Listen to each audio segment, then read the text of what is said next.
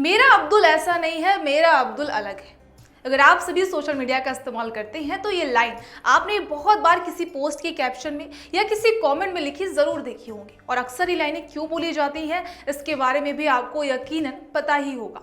लेकिन जिन्हें नहीं पता है उनकी जानकारी के लिए हम बताते हैं कि जब कोई मुस्लिम लड़का किसी गैर मुस्लिम लड़की के साथ किसी भी किस्म की धोखाधड़ी करता है, फिर चाहे वो धोखाधड़ी प्यार के नाम पर, उसकी असमत के साथ खिलवाड़ करने पर हो, या शादी के बाद उसका धर्म बदलकर और फिर उसे तलाक देने पर हो, या फिर उसका कत्ल करने तक पर हो, तो ऐसी सिचुएशन में उन गैर मुस्लिम लड़कियों को सरकाज़्म के तौर पर मेरा अब्दुल अलग है, मेरा अब्दुल ऐसा नहीं है जैसे बोले जाते हैं।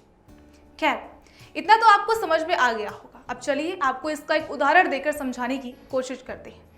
नमस्कार, मैं सुप्रिया सिंह और आप देख रहे हैं आपकी खबर। तो उर्मिला मातोंडकर, 19 के दशक में उर्मिला का बॉलीवुड में सिक्का चलता था। बॉलीवुड में बतौर चाइल्ड आर्टिस्ट एंट्री करने वाली उर्मिला ने साल 1983 में फिल्म मासूम से नसीरुद्दीन शाह और शबाना आजमी की बेटी का किरदार निभाया था। राम गोपाल वर्मा की फिल्म रंगीला उनकी सबसे बड़ी हिट फिल्मों में गिनी जाती है। इस फिल्म के बाद ही उर्मिला की गिनती बड़ी अभिनेत्रियों में होने लगी थी। कई सुपरहिट फिल्में देने वाली उर्मिला ने राजनीति में भी अपनी किस्मत आजमाई, लेकिन कामयाबी उनके हाथ नहीं लगी। साल 2019 में उर्मिला ने कांग्रेस की टिकट पर मुंबई नॉर्थ से चुनाव लड़ा, लेकिन हार गई। हार के बाद उर्मिला ने कांग्रेस से इस्तीफा दे दिया और 2020 में उद्धव ठाकरे की शिवसेना ज्वाइन कर ली।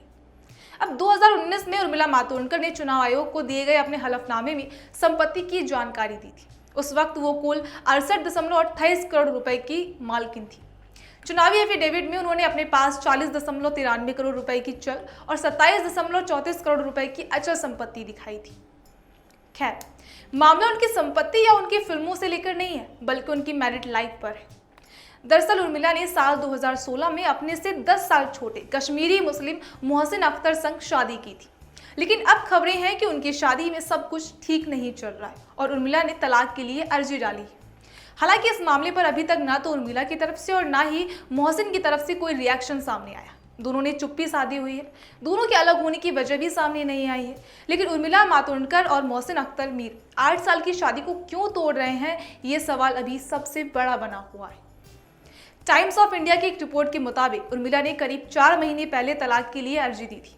सूत्रों के मुताबिक मुंबई की एक अदालत में उर्मिला ने करीब 4 महीने पहले तलाक के लिए अर्जी दायर की थी। वह हिंदुस्तान टाइम्स की एक रिपोर्ट में कहा गया कि उर्मिला और मोहसिन का तलाक आपसी शर्तों में नहीं हो रहा है। तो तलाक के पीछे का कारण अभी तक भी सामने नहीं आ पाया है। लेकिन हाँ, इतना जरूर है कि यह म्यूचुअल नहीं है।